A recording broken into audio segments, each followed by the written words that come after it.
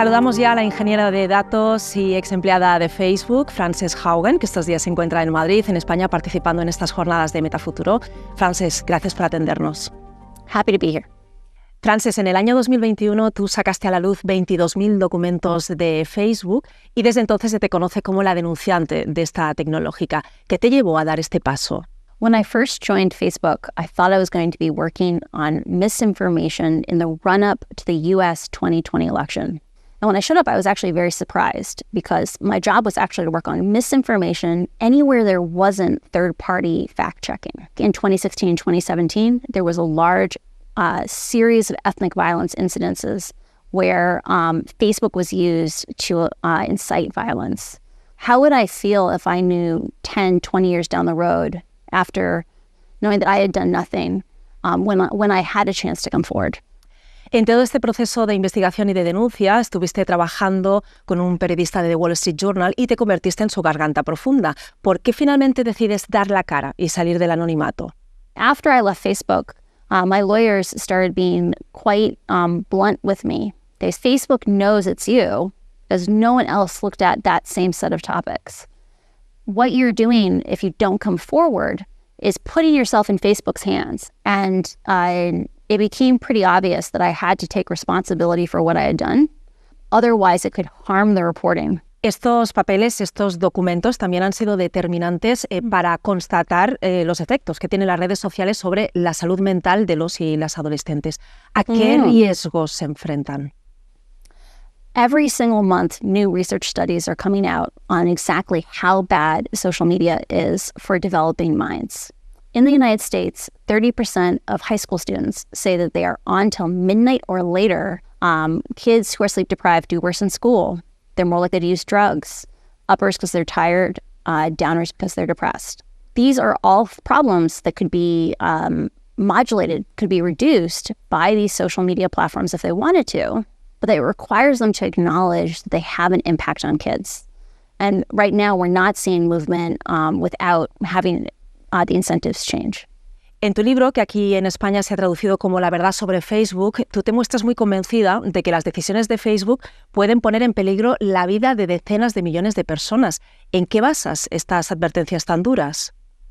Facebook has told us the path to safety relies on taking down bad content right before it reaches a user. The problem with those kind of safety systems is that you have to choose to write them again and again, language by language. So there are 4,000 or 5,000 languages in the world, and Facebook has any safety systems in maybe 70, maybe 80 languages. I'll give you a concrete example from what happened in Ethiopia. So Ethiopia has 105 million people. They have 6 major language families. They have 95 dialects. When the violence was happening in Ethiopia, where tens of thousands of people died, Facebook had any safety systems in 2 of those language families. Impulsar determinadas causas políticas, derrocar gobiernos, lastimar a adolescentes vulnerables. ¿Cuál es el objetivo final de todo esto? ¿Es una cuestión de dinero o hay intereses ocultos detrás que van más allá? One of the things I was really struck by when I worked at Facebook was how nice my coworkers were. Like, these were conscientious, kind, smart people. And yet the outputs of all their work were these serious consequences. And the thing I kept coming back to was that Facebook wanted to believe they could be neutral. They could just use metrics, they could use numbers to decide what was good and what was bad.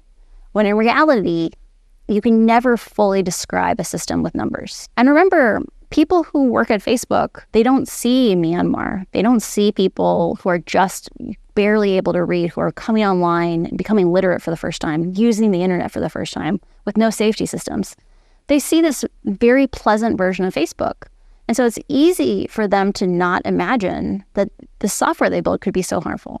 Sin embargo, hay que decir que recientemente la Unión Europea ha exigido a Mark Zuckerberg, a Elon Musk, a Meta, X, antes conocida como Twitter, que controlen los contenidos que se están difundiendo, sobre todo ahora a raíz de ese conflicto entre Israel y Hamas, porque se están difundiendo imágenes, vídeos que son completamente falsas. O sea, que esto sigue. So one of the most important things for fighting misinformation is watching for and taking down influence operations.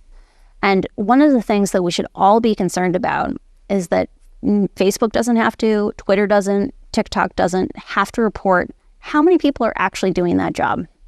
Companies don't invest in enough people who are looking for those active alterations of the platform. AIs cannot vet what is true, what is false.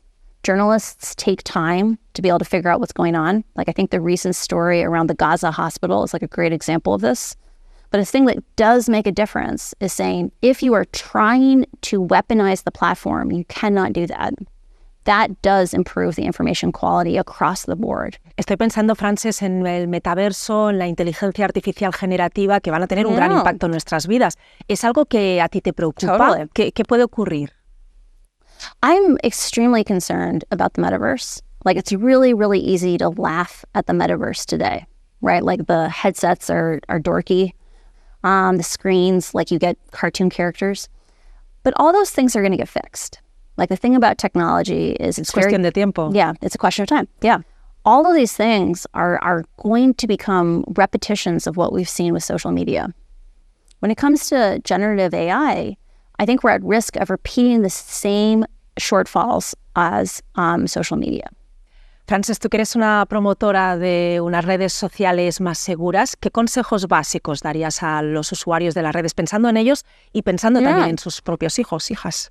On the most basic level, you want to keep open channels of communication.